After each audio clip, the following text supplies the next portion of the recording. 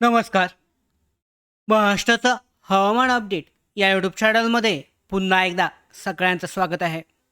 पाहू शकता आज 10 जून आणि या पद्धतीने जर मान्सूनचं त्याचबरोबर महाराष्ट्रामधली पावसाची स्थिती पाहिली तर खूपच कमी पाऊस भरपूर बहुतांश भागांमध्ये पाहायला मिळाला आहे. महाराष्ट्रातील शेतकरी आणि हवामानावर लक्ष ठेवणाऱ्या सर्वांसाठी अत्यंत महत्त्वाचा हा पावसाचा अंदाज असणार आहे. जून महिन्यामध्ये जे राहिलेले बाकीचे दिवस आहेत यामध्ये कशा पद्धतीचा पाऊस होण्यासाठीचा अंदाज आहे हे आजच्या व्हिडिओमध्ये जाणून घेऊयात. जून महिन्यासाठीचे पहिले 10 दिवस संपले असून राज्यामध्ये सध्या जर पाहिली तर खूपच चिंताजनक अशी परिस्थिती दिसत आहे. तर पुढच्या संपूर्ण देशात आत्तापर्यंत सरासरीपेक्षा जवळपास फक्त 26% पाऊस जो आहे पहिल्या 10 दिवसामध्ये पाहायला मिळालेला आहे. 26% कमी पाऊस झालेला आहे. महाराष्ट्रामध्ये परिस्थिती ही त्यापेक्षा आणखी गंभीर आहे. कोकण गोवा विभागात सुमारे 60%, तर मध्य महाराष्ट्रामध्ये 65%, तर विदर्भामध्ये जवळजवळ 68% पावसाची तूट ही नोंदवली गेली आहे पहिल्या 10 दिवसामध्येच. तर आता महत्त्वाची गोष्ट म्हणजे पुढचे जे राहिलेले 20 दिवस आहेत, म्हणजे यामध्ये पाहिलं तर जूनचा जो उत्तरार्ध आहे यामध्ये पावसाची शक्यता कितपत आहे, कशा पद्धतीचा पाऊस हा होऊ शकतो, हेच आजच्या व्हिडिओमध्ये जाणून घेऊयात. तत्पूर्वी नवीन असाल महाराष्ट्राचा हवामान अपडेट या यूट्यूब चॅनलवर तर आत्ताच सबस्क्राईब करून घ्या. त्याचबरोबर बेल आयकॉनला सुद्धा क्लिक करा, म्हणजे सगळ्या महत्त्वाचे अपडेट तुमच्यापर्यंत वेळेवर पोहोचतील. तर काही ठिकाणी स्थानिक स्वरूपात चांगला पाऊस हा झालेला पाहायला मिळालाय. जो काही कमी दाबाचा पट्टा होता हा वरच्या भागामध्ये आल्यामुळे पाहू शकता कालपर्यंत रत्नागिरी, सांगली, नांदेड, अमरावती, नागपूर परिसरामध्ये काही केंद्रांवर काही भागांवर सरासरीच्या जवळपास पाऊस पडलेला आहे पाहायला मिळालाय. पण या अपवाद आहेत. मुंबई असेल, पुणे असेल आणि उत्तर कोकणात अजूनही मोठी पावसाची कमतरता आहे. मोठ्या स्वरूपाचा पाऊस हा त्या भागामध्ये पाहायला मिळालेला नाहीये. तर आता जर आपण पाहिलं तो कमी दाबाचा पट्टा बेंगलोर त्याचबरोबर केरळकडे सरकल्यामुळे पुन्हा पावसाची तीव्रता महाराष्ट्रामध्ये कमी व्हायला सुरुवात झाली आहे. तर आता सगळ्यात महत्त्वाचा आणि मोठा प्रश्न असा आहे की मान्सून नेमका अडकला कुठे, पाऊस हा कमी का झालेला आहे. तर आजच्या व्हिडिओमध्ये ते जाणून घेणार आहोत. सगळ्यांदा जर पहिल्यांदाच तुम्ही पाहिलं तर हा जो मॅप आहे हा दर्शवतोय की मान्सून जो व्यापलेला आहे अर्धा महाराष्ट्र, निम्म्यापेक्षा निम्म्या महाराष्ट्र तुम्ही पाहू शकता.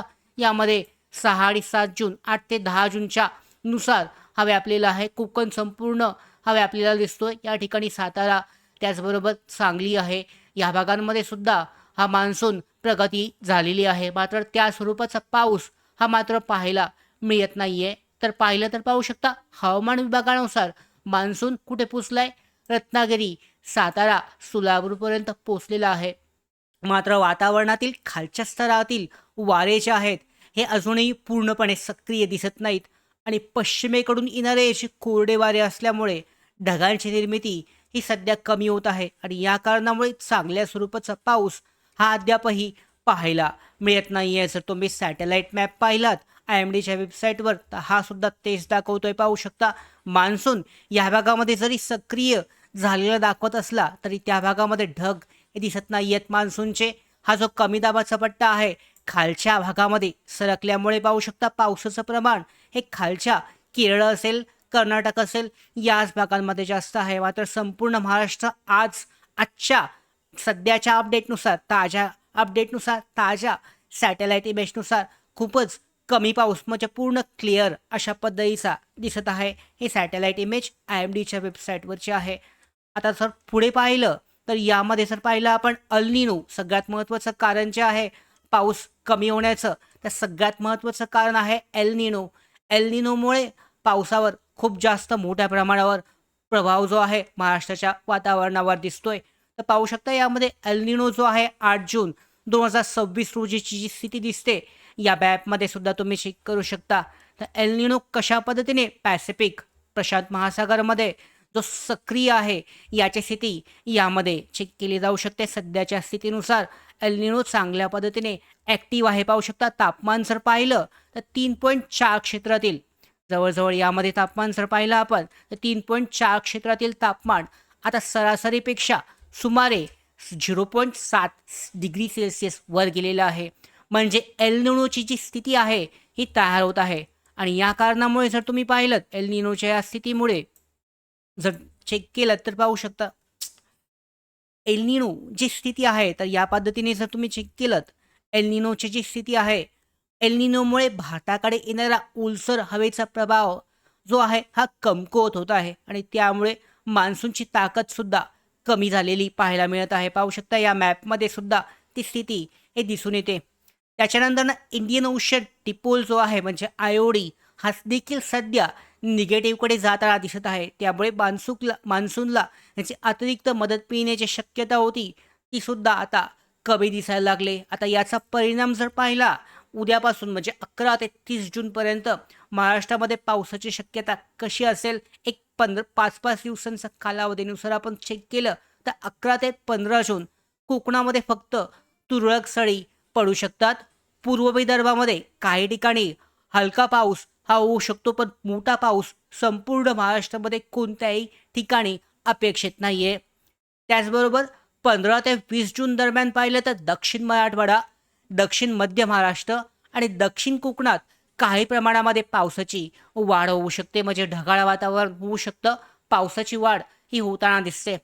आता हा जर मॅप तुम्ही पाहिलात तुमच्यासमोर आता मी शेअर करतोय, तर हा जो मॅप तुम्ही चेक केलात तर ह्या मॅपमध्ये जर दिलेली माहिती पाहू शकता 10 जून 2026 पासून ते 24 जूनपर्यंत हा पडणारा जो पाऊस आहे, पावसाची तीव्रता त्यानुसार किती मध्ये कोणत्या भागामध्ये कसा पाऊस आहे याची तीव्रता आहे.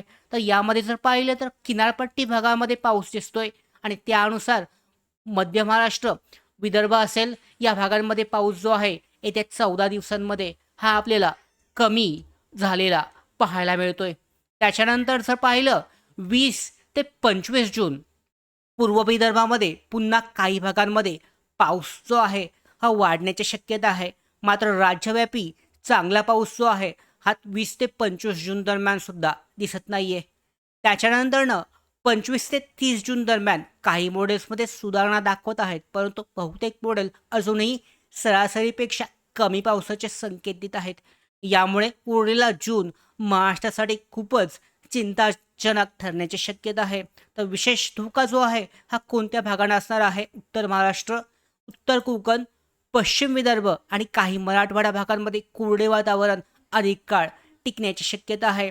तर यामध्ये जर पाहिलं तर शेतकरी बांधवांसाठी सगळ्यात महत्त्वाचा सध्याचा सल्ला सध्या धूळ पेरणी जी आहे ही सध्या सुरू करू नका. पावसाची खात्री झाल्याशिवाय पेरणी जी आहे पुढे ढकललं शेतकऱ्यांसाठी खूपच सुरक्षित राहील. उपलब्ध पाण्याचं योग्य नियोजन करा आणि सर्वात महत्त्वाचं म्हणजे IMD आणि कृषी विभागाच्या अधिकृत अपडेट जे आहे यावर लक्ष ठेवा. सगळ्यात महत्त्वाचं की एल निनो आणि निगेटिव्ह आयोडी आणि कमकुवत वातावरणीय परिस्थिती यामुळे जून महिन्याच्या उर्वरित काळात महाराष्ट्रामध्ये पुन्हा एकदा सरासरीपेक्षा कमी पावसाची सध्या शक्यता दिसत आहे. तुमच्या जिल्ह्याचा अंदाज जाणून घ्यायचा असेल तर कमेंटमध्ये तुमच्या जिल्ह्याचं नाव नक्की लिहा. आम्ही तुमच्या जिल्ह्याअंतर्गत जी काही स्पेशल अपडेट आहे हे तुमच्यापर्यंत पोहोचवू. तर अशा पद्धतीने जून महिन्याच्या राहिलेल्या 20 दिवसामध्ये कमी पाऊस होण्याची शक्यता आहे.